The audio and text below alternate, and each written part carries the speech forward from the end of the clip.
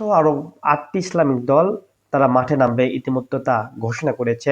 আপনারা জানেন যে তারা পিআর পদ্ধতির জন্য যখন শেখ নির্বাচনের কথা আসছিল তারপর থেকে তারা আন্দোলন করে আসছে।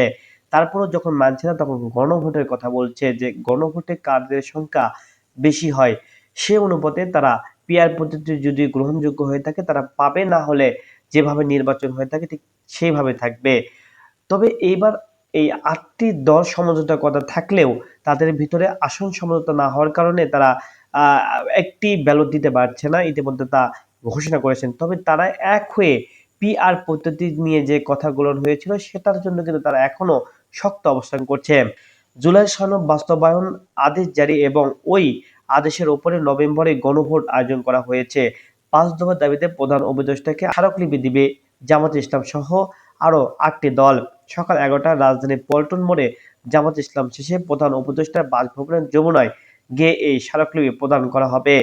এর আগে গত সোমবার যুগপ্রান্ত আন্দোলন তারা গড়ে তুলেছিল এবং ৮টি দলের শীর্ষ নেতাকর্মীরা তারা কিন্তু বৈঠক করে সংবাদ সম্মেলনে স্মারকলিপির কথা ঘোষণা করেছেন। আন্দোলনরত ৮ দলের মধ্যে জামাত ছাড়াও রয়েছে ইসলামী আন্দোলন, হেফাজতে ইসলাম, হেফাজতে মজলিস, বাংলাদেশ খেলাফত মজলিস, খেলাফত আন্দোলন, নাজেমে ইসলাম, ইসলাম পার্টি এবং জাগপা। এছাড়াও কিন্তু আরো অনেক কয়টা পার্টি রয়েছে। জামাত ইসলাম সহকারী সেক্রেটারি এবং কেন্দ্রীয় প্রধান প্রচার মিডিয়া কিন্তু ইতিমধ্যে ঘোষণা করেছেন। তিনি বলেছেন ৫ দফা দাবি আদায়ের লক্ষ্যে আন্দোলনটি ৮টি দল ইতিমধ্যে তারা কিন্তু যুক্ত করেছেন। ১১টায় কিন্তু তারা যমুনায় কিন্তু গিয়ে স্মারকলিপি প্রদান করবেন। এ উপলক্ষে আন্দোলনরত ৮টি দলের নেতাকর্মীরা কিন্তু যারা গুরুত্বপূর্ণ নেতাকর্মী রয়েছে তারা কিন্তু এই স্মারকলিপি দিতে যাবেন বলেও ঘোষণা করা হয়েছে।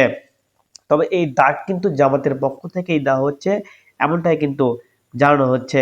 ইসলামী আন্দোলন কেন্দ্রীয় প্রচার সম্পাদক শেখ ফজলুল করিম ইতিমধ্যে বিষয়টি জানিয়েছেন। জুলাই সনদ আইনি ভিত্তি নিশ্চিত করা, পিআর পদ্ধতি জাতীয় নিশ্চিত করে ৫ দফা দাবি আদায়ের চলমান যুগোপযোগী কিন্তু এই আন্দোলন গড়ে তুলছে এবং সে উপলক্ষে তারা এই স্মারকলিপি দেবে বলেও জানা গিয়েছে। তবে জামাত ইসলামের মানে হাত ধরে কিন্তু তারা সামনে এগিয়ে যাচ্ছে এবং জামাত ইসলামকে সামনে রেখেই তারা কাজ করছে। এবং যদিও বলা হয়েছিল যে তারা জোট হবে, একজোট হয়ে কাজ করবে, যদিও সমঝোতা না হওয়ার কারণে ইতিমধ্যে কিন্তু বিএনপি যেমন আসন ভাগাভাগি করেছে, বিএনপির আগে কিন্তু আসন কিন্তু দিয়েছে জামাত এবং প্রায় ২০০ আসন দিয়েছে আর ১০০ আসন ফাঁকা রয়েছে। এইটা ভেবে যে তাদের মধ্যে সমঝোতা হবে এবং সমঝোতার মাধ্যমেই আসনগুলো তারা ছেড়ে দিবে। যেহেতু তাদের মধ্যে সমঝোতা হচ্ছে না সেহেতু তারা ৩০০ আসনে নেবে। এবং দল থেকে এটাও বলা হয়েছে যাদেরকে আসন দেওয়া হয়েছে, মনোনয়নপত্র কথা বলা হয়েছে, কিছু ছাঁটাই হতে পারে, অন্য কেউ ঢুকতেও পারে। তবে জামাত ইসলামের মধ্যে একটা জিনিস খেয়াল করলে আপনারা পাবেন, তারা হচ্ছে ধৈর্যশীল নেতার পরিচয় দিয়েছে।